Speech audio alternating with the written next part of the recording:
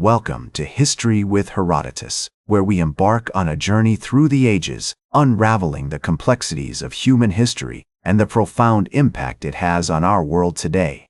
This era was marked by unprecedented economic downturn, widespread suffering, and a transformation of societal structures that would forever change the course of human civilization. The Industrial Revolution had brought about unparalleled growth and innovation, reshaping economies and societies across the globe. However, beneath the surface of this prosperity, deep-seated issues were brewing. Disparities in wealth, over-reliance on industrial production, and a fragile global financial system created a volatile mix that would eventually lead to disaster.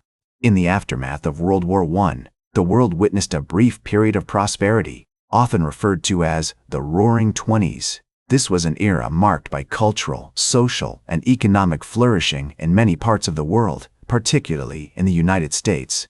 The 1920s saw significant advancements in technology, with innovations like automobiles, airplanes, and radios becoming more accessible to the general public.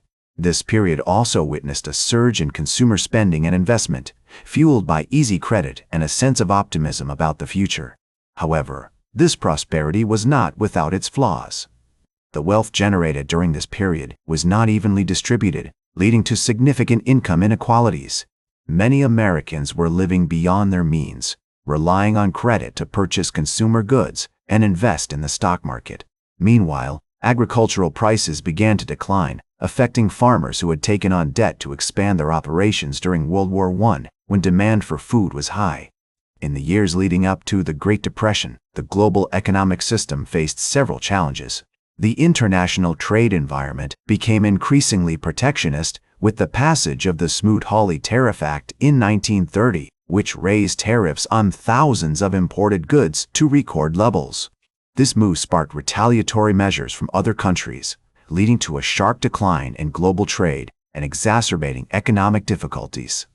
As we approach the onset of the Great Depression, it's crucial to understand the speculative bubble that had formed in the stock market during the 1920s. Stock prices had risen dramatically, fueled by speculation and buying on margin using borrowed money.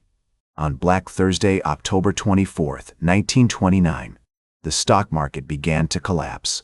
Panic selling led to a rapid decline in stock prices, wiping out millions of dollars in investments.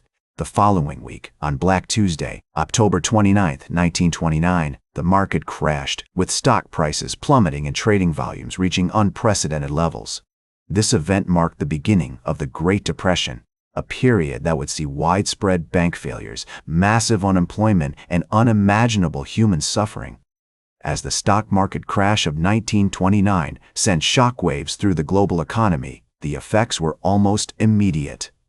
Banks, which had invested heavily in the stock market, found themselves facing a liquidity crisis as depositors rushed to withdraw their savings.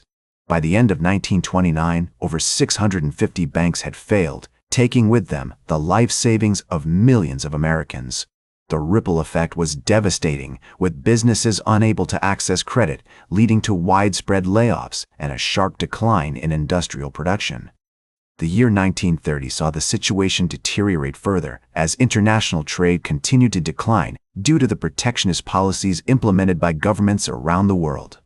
The Smoot-Hawley Tariff Act, passed in June 1930, had sparked a wave of retaliatory measures from other countries, resulting in a sharp contraction in global trade. As the economy continued to shrink, unemployment soared, with some estimates suggesting that over 15% of the American workforce was without a job by the end of 1930. One of the most iconic symbols of the Great Depression was the construction of shantytowns, known as Hoovervilles, which sprang up in cities across America.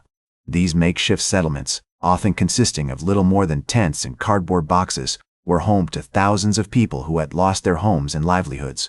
In Seattle, for example, a Hooverville was established on a vacant lot, providing shelter for over 1,000 people. The conditions were squalid, with inadequate sanitation, limited access to clean water, and a constant struggle to find food. As the crisis deepened, President Herbert Hoover faced mounting criticism for his handling of the situation. His policies, which emphasized voluntary measures to stimulate economic recovery, were seen as inadequate by many. In 1931, A group of World War I veterans, demanding early payment of a promised bonus, marched on Washington, D.C., only to be forcibly dispersed by the U.S. Army. The incident, known as the Bonus Army Confrontation, further eroded public confidence in the Hoover administration.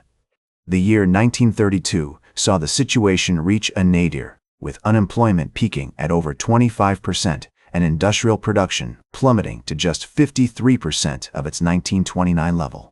In February 1932, the Reconstruction Finance Corporation was established to provide emergency loans to banks and other financial institutions.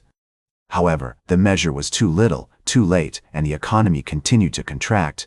The presidential election of 1932, which saw Franklin D. Roosevelt defeat Herbert Hoover in a landslide, marked a significant turning point in the crisis. Roosevelt's New Deal policies, launched in 1933, provided a glimmer of hope for those affected by the Great Depression.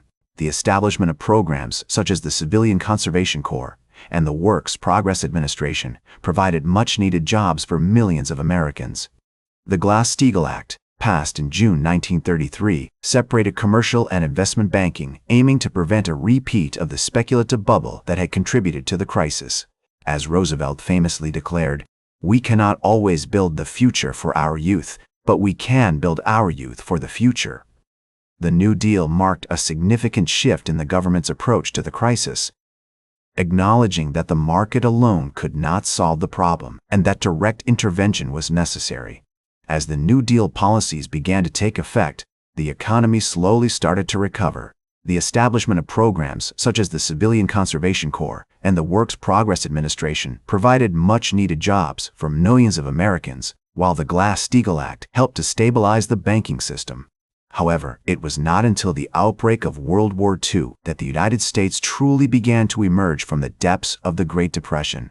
The massive mobilization effort required to support the war effort created a surge in demand for goods and services, which in turn led to a significant increase in employment and economic activity.